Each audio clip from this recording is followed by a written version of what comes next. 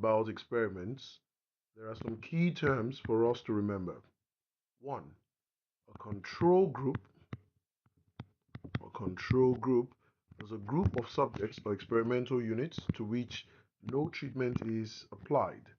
And that group is set in such a way that we can compare them with the treatment group. So, the group of subjects to which researchers apply a treatment in an experiment, that would be the treatment group. Now, if there is any variable or variables other than the treatment that can cause an effect on the subjects in an experiment, that will be confounding variables, which we want to be wary of. They usually pop up in observational studies and they prevent us from drawing causal connections between the explanatory variable and the response variable. On the other hand, a placebo is a pretend medication or a substance that appears identical to the actual treatment but contains no real or intrinsic beneficial elements. Next, we talk about the placebo effect. The placebo effect is a response to the power of suggestion rather than the treatment itself by participants of an experiment. So it's an effect that is produced by a placebo drug or treatment, but which cannot be attributed to the placebo itself and must therefore be due to the patient's belief in the treatment. By administering placebos to patients and not, most times the patients or the experimental units do not know that that is not the real treatment.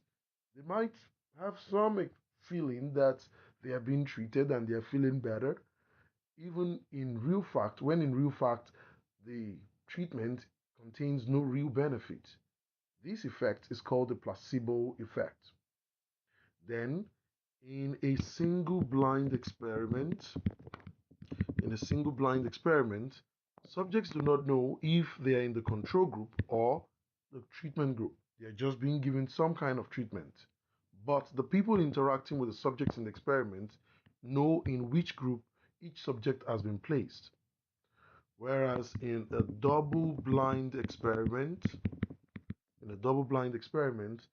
neither the subjects nor the people interacting with the subjects know to which group each subject belongs.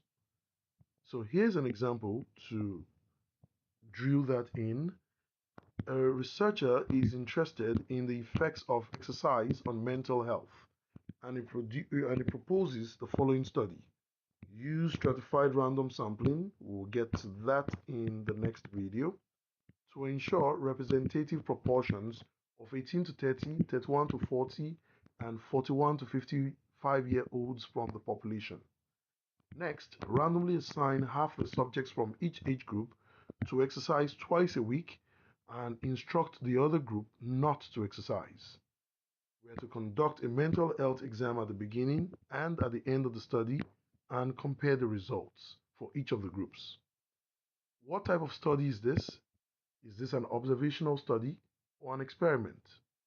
Definitely an experiment, because there's been some intervention in the data generating process.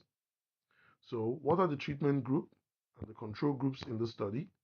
The treatment group are those who are being treated to exercise twice a week, whereas the control group are the group who have been told not to exercise. Next one will be, does this study make use of blocking? And if so, what is the blocking variable if there exists one? This study, yes, makes use of blocking. The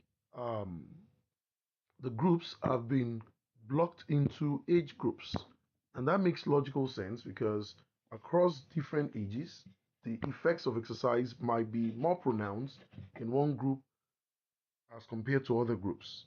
So age needs to be a blocking variable in this case, so that we can compare how exercises will work across all groups, and age would not introduce a systematic bias into the results of the study.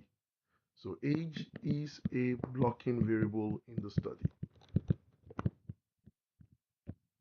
right. Then next, does this study make use of blinding? Well, the truth is those who are being treated to exercise twice a week know they are being treated to exercise as compared to those who are not exercising. So no, this study does not what make use of what blinding. So does not make use of blinding. Comment on whether or not the results of this study may be used to establish a causal relationship. Well, if it follows all the principles of a good experimental design, yes, it can be used to what? To draw causal connections. So this may be used to draw causal connections. In contrast, and by extension, we are also to comment on whether the results can be generalized to the population at large. Well, if the sample, so the answer will be yes, if the sample chosen to represent the population, if it is a random sample. So how do we pick random samples? That is what we're going to discuss in the next video.